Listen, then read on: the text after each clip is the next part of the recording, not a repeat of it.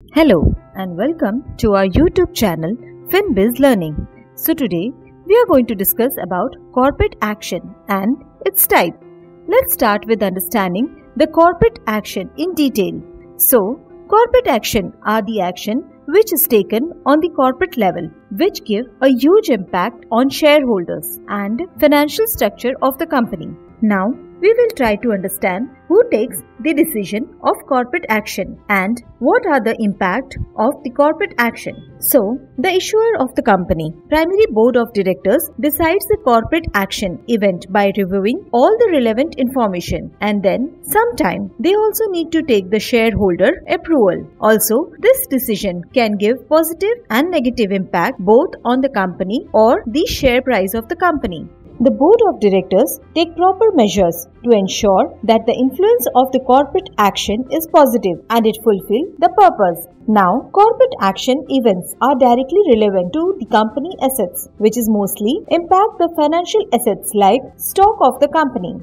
So, the corporate action event can be taken in any form like issuing dividends, merger and acquisition, splits, changing in the company name and spin-off. Now we will understand the importance of corporate action. So, the corporate action plays a very important role for the company as well as the investors. The share price of the company gets impacted, and due to this, the holding as well as the value of the shareholders get affected. The changes made due to the corporate action events help the company to run efficiently and help company to raise more funds from the investors. It also helps to reward the investors and motivate the investors to keep invested into the company. There are mainly three types of corporate action, which are mandatory corporate action, voluntary corporate action, and mandatory corporate action with options. So let's understand each type of corporate action. Starting with mandatory corporate action, it is a type when the company board of directors decides the corporate action and it also approved by them. So there is no dependency on shareholder.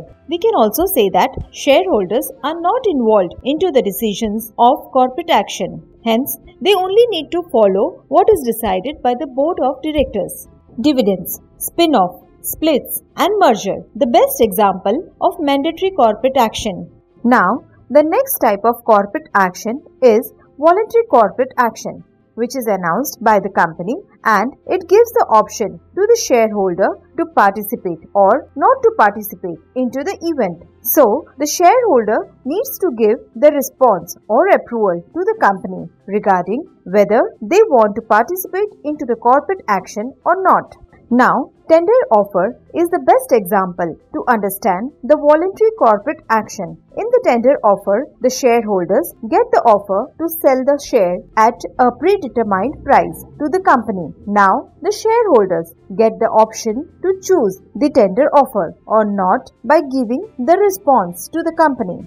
The third type of corporate action is mandatory corporate action with option. So, in this type of the shareholder get the option to pick the form multiple options. Now, if we take the cash example of dividends, the shareholder get the option of stock and cash has payment option. So, the shareholder can choose whether they want the payment as cash or stock. Now, if the shareholder does not choose any option, then the company decides the default option to be paid to the shareholders. Hope our video helped you to understand the corporate action and their types. Please share, comment and like our video, and please don't forget to subscribe our channel Finbuzz Learning.